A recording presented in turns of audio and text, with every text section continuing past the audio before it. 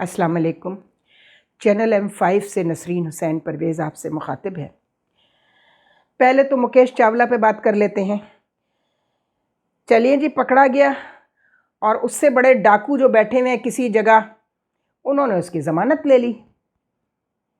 मैं इसलिए डाकू का लफ्ज़ इस्तेमाल कर रही हूँ, वो नाम इस्तेमाल नहीं कर रही कि मुझे बुला ना लें किसी कंटेम्प्ट में, चूँकि शर्म की बात तो यही है ना। शर्म की बात यही है कि इतने बड़े डाकुओं को, इतने बड़े चोरों को कोर्ट उनकी ज़मानत ले रही है। इसलिए मैंने इनका नाम भी डाकू रख दिया है। और सिंध हाई कोर्ट की तो रेपुटेशन वैसे ही बहुत ख़राब है।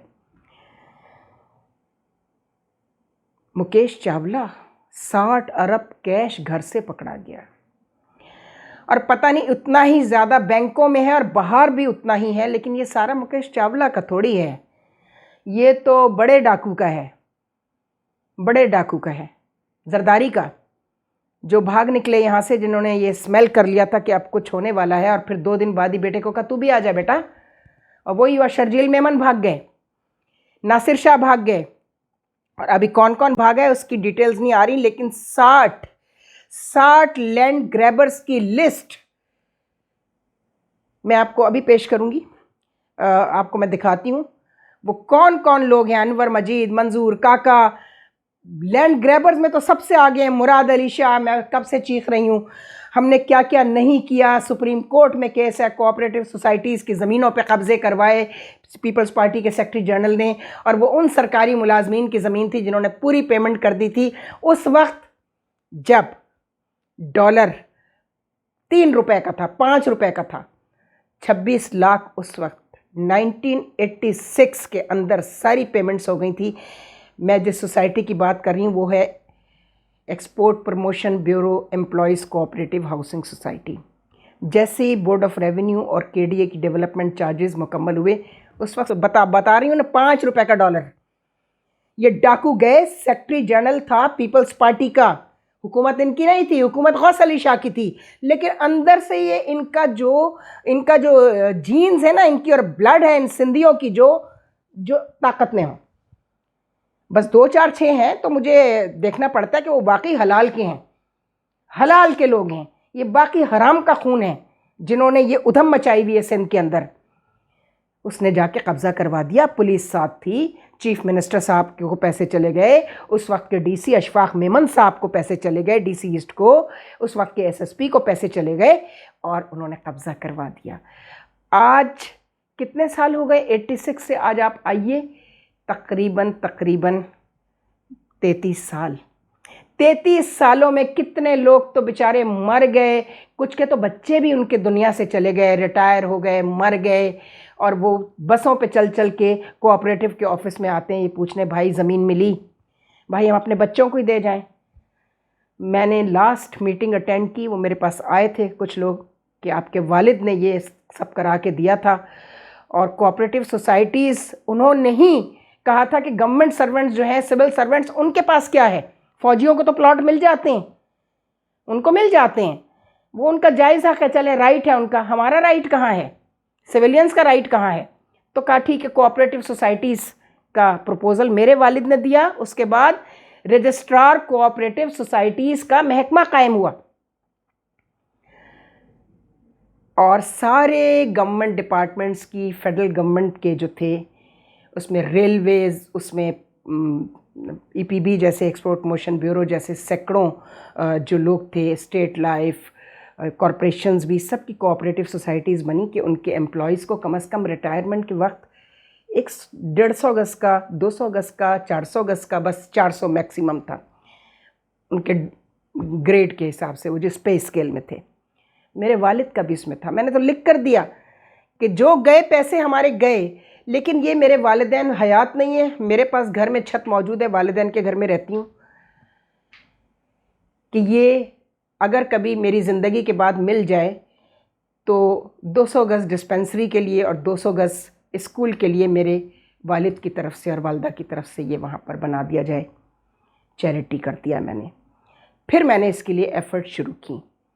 जनरल राहील शरीफ को लेटर गया, DG ISPR ने टेलीफोन किया, आसिफ गफूर साहब ने, चूँकि ये नेशनल एक्शन प्लान का हिस्सा था कि आप جو بھی زمین کوآپریٹو سوسائٹی کی قبضہ کی ہوئی ہوگی سندھ گورنمنٹ نے، اس کو خالی کرایا جائے گا، اور لینڈ گریبر سے، لینڈ گریبر کا مطلب تھا زیادہ تر انہیں پتا تھا سندھ گورنمنٹ کے لوگ ہیں، زرداری کے لوگ ہیں، بے نظیر کے لوگ تھے اس وقت، تو پیپلز پارٹی بے نظیر صاحبہ ملک سے باہر تھیں۔ یہ 1988 کی بات ہے، اتفاق کی بات ہے کہ وہی میرے والد کے انتقال کا دن ہے، 11 اپریل 1988، پیر کا دن، 24 شعبان، دل پر لکھا ہوا ہے، اس لیے کچھ ہوش نہیں تھا۔ لوگ جو تعزیت کے لیے بھی آئے میرے والد کے دفتر سے، انہوں نے بھی، ظاہر ہے اس وقت موت کے گھر میں کون ذکر کرتا ہے، لیکن میرے والد کے 40ویں کے بعد ایکسپورٹ پروموشن بیورو کے لوگ میرے پاس آئے اور انہوں نے کہا کہ نسرین بی بی، میں نے کہا جی مجھے کوئی دلچسپی نہیں، آپ کریں جو کچھ کریں، بس جو گیا سو گیا۔ لیکن انہوں نے کہا آپ یہ تو سن لیجئے کس نے کرایا، کیوں کرایا۔ پیپلز پارٹی کا سیکرٹری جنرل تھا، خدا اس کو غارت کرے، پتہ نہیں مر گیا ہے کہ زندہ ہے، لیکن اس کا بیٹا زندہ ہے۔ اور وہ دن اور آج کا دن سپریم کورٹ بھی گئے، ایک جعلی وکیل کھڑا کر دیتے ہیں سندھ گورنمنٹ اور ایڈجرن کرا لیتے ہیں۔ ہم سپریم کورٹ تک گئے، چونکہ وہ ماشاءاللہ رینجرز نے آ کے اس کی تحقیق کی کہ واقعی یہ زمین ایکسپورٹ پروموشن بیورو کی ہے، آڈٹ ہوتا ہے ہر سال یا نہیں ہوتا، سارے قانونی تقاضے جب انہوں نے دیکھا پورے ہیں، جا کر سی ایم کو بتایا کہ ہمیں تو بھائی D G I S P R کے یہاں سے کال آئی ہے، تو کیا کریں۔ کہنے لگے، انسپیکٹر ٹائپ کے لوگ تھے رینجرز کے، ان کا سپروائزر میجر تھا یا کرنل تھا، جو بھی تھا، اللہ اس کو غارت کرے، اس نے سی ایم کو فون کیا، سی ایم نے کہا آپ کو پلاٹ دے دیتے ہیں۔ وہ پلاٹ لے کے وہ معاملہ وہیں دب گیا، چونکہ شکر ہے ہم نے وہ اپیل، 1.5 لاکھ کا اشتہار تھا، لیکن مجھے سرمد علی جو ہیں جنگ اخبار کے، دا نیوز بھی وہی دیکھتے ہیں، ان کے وہ مارکیٹنگ مینیجر ہیں، انہوں نے ہمیں 70,000 میں لیے، ہم کوآپریٹو کے جو ایکسپینسز ہیں اس میں سے دیے، اور بڑی تکلیف ہوئی، لیکن وہ اپیل ہم نے اسلام آباد کے دا نیوز میں کرایا، تاکہ ارباب اختیار وہاں پڑھتے ہیں، دا نیوز ہی پڑھتے ہیں، بیوروکریسی، تو وہ دیکھ لیں۔ تو ہم نے اس میں ایڈریس ہی صرف چیف آف آرمی اسٹاف اور چیف جسٹس کو کیا تھا، ثاقب نثار صاحب، ثاقب نثار ہی نام ہے نا جج کا، جو ڈیم والا بابا جو ہے جناب، وہ فوراً، چونکہ وہ نیشنل ایکشن پلان کا حصہ تھا، اس لیے ہم جنرل راحیل شریف کو ہم نے کہا کہ جی آپ نے کہا تھا یہ لینڈ گریبرز جو ہیں نا، ان سے لوگوں کی زمینیں خالی کروائی جائیں، تو وہ حرکت میں آ گیا۔ آئی ایس پی آر کے ڈی جی نے رینجرز کو کہا، رینجرز حرکت میں آیا اور پلاٹ لے کے، اور ان کو لکھ کر بھیج دیا کہ اصل میں تو یہ ہیومن رائٹس سیل یہ کام کر رہا ہے سپریم کورٹ کا، وہاں بھی ایک کھوکر نام کا کوئی بندہ تھا، اکرم نام تھا، اکرم کھوکر، غالباً ابھی بھی ہے، پتہ نہیں مرا کہ نہیں، اس کو دے دیا کہ جی، انہوں نے کہا کہ آپ کا شاید یہ کیس جو ہے نا، یہ سپریم کورٹ کا جو ہیومن رائٹس سیل ہے، ایک سو کالڈ، وہ بھی بنا ہوا ہے سپریم کورٹ میں، تو وہ اس کو دیکھے گا۔ ہم نے ان سے رابطہ قائم کیا، انہوں نے بھی سی ایم کو بتایا، مراد علی شاہ کو، انہوں نے کہا پلاٹ لے لو۔ وہ پلاٹ لے کے، راجہ اکرم نام تھا اس کا، یس، اس نے وہ دبا دی فائل، اور اتنی فائلوں کے نیچے گلزار صاحب تھے، فوراً انہوں نے چارج لیا تھا نثار سے، جب تک یہ معاملہ ہیومن رائٹس سیل تک پہنچا، اور گلزار صاحب نے دیکھنے کی اس لیے زحمت نہیں کی کہ سب سے نیچے رکھ دیتا تھا، ان کا پی اے یہی راجہ اکرم رکھواتا تھا، اور وہ اس فائل کے اوپر آنے کی باری ہی نہیں آئی۔ ابھی تک وہ کیس سپریم کورٹ میں ہے۔ اب اگر ہم کہیں تو کچھ بھی نہیں ہوگا، چونکہ سب تو عمران اور شریف اور زرداری اور سیاسی کیسز میں لگے ہوئے ہیں، اور صدر صاحب کا کیا اختیار ہے اور الیکشن کمیشن کا کیا اختیار ہے۔ عوام جائیں بھاڑ چولہے میں، جہنم میں جائیں، مریں ان ججوں کی طرف سے۔ میں کہتی ہوں اللہ کرے تمہارے بچے جو ہیں نا، وہ تمہارے گناہوں کی سزا بھگتیں۔ تو بس یہی کہنا تھا کہ بھگایا کس نے شرجیل میمن کو، جنہوں نے نواز شریف کو بھگایا تھا؟ بھگایا کس نے ناصر شاہ کو؟ مکیش چاولہ سے کس کی ڈیل چل رہی ہے کہ اس کو ذرا بھی ہولا ہاتھ رکھیں۔ سندھ ہائی کورٹ تو سامنے ہے نا، ضمانت لے لی۔ تو بھگانے والوں اور ضمانتیں کروانے کے لیے سفارشیں کرنے والوں، خدا تمہیں غارت کرے، تمہاری اولادوں کو تمہاری آنکھوں کے سامنے غارت کرے، جن کے لیے تم یہ حرام کما رہے ہو لوگوں کا حق مار کے۔ یہ پیسہ زرداری صاحب کا ہے، عدی فریال کا ہے، یہ سارا بلاول اور آصفہ کا پیسہ ہے، یہ سارا جتنے لوٹ ماریاں ہوئی ہے، چاہے منظور کاکا نے کی ہے، انور مجید نے کی ہے، یا مکیش چاولہ نے کی ہے، یہ سب پیسہ زرداری صاحب کا ہے. ان کو تو منشیوں کی طرح تھوڑا تھوڑا کمیشن ملتا ہے صرف. اللہ تمہیں غارت کرے، خدا تمہیں برباد کرے، تمہاری اولادوں کو تمہاری آنکھوں کے سامنے.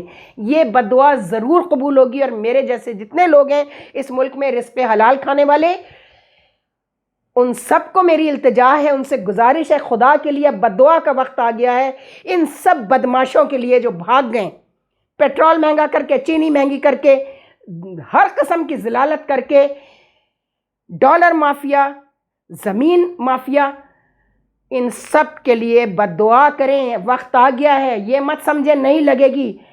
انبیاء نے بد دعائیں کی ہیں اور اللہ نے کہا ہے بد دعا کرو میں سنوں گا. سورہ لہب پڑھ لیجئے گا. ام جمیل کیا کہا تھا؟ خدا کرے کہ تیرے ہاتھ ٹوٹ جائیں. رسول جب کوڑا پھینکتی تھی وہ عورت تو کہا گیا رسول اس عورت کے ہاتھ ٹوٹ جائیں. ام جمیل، کیا اللہ ہاتھ توڑنے پہ خود قادر نہیں ہے؟ جب چاہتا توڑ دیتا. بد دعا کی سنت قائم کرنی تھی رسول کے ذریعے. رسول نے تو بد دعا نہیں دی، لیکن رسول سے جتنا کچھ کہا جاتا تھا رسالت مآب صلی اللہ علیہ وآلہ وسلم سے، وہ امت کے لیے ہوتا تھا، وہ ہمارے لیے سنت قائم کرنی ہوتی تھی. بد دعا کریں، بد دعا کا وقت آ گیا ہے. کوئی اب وہ وقت اب دور نہیں ہے. بچے بھوکے مر رہے ہوں آپ کے تو آپ جا کے دسترخوانوں پہ بیٹھ جاتے ہیں. شرم آنی چاہیے. مت بیٹھیں دسترخوانوں پہ جا کے. بد دعا کریں، ہاتھ اٹھائیں بد دعا کے لیے کہ پروردگار ہم بھیک، خیرات اور حرام نہیں کھانا چاہتے. ہمارے بچے باہر موبائل چھینتے پھریں، چوریاں کرتے پھریں، عورتوں کے پرس چھینتے پھریں موٹر سائیکل پہ. اللہ ہمارے بچوں کو جرم سے بچا، گناہ سے بچا. یہ دعا کریں. خدا حافظ. افسانۂ ہستی ہم اپنے آقا کو سنائے جاتے ہیں. افسانۂ ہستی ہم اپنے آقا کو سنائے جاتے ہیں. امید لگا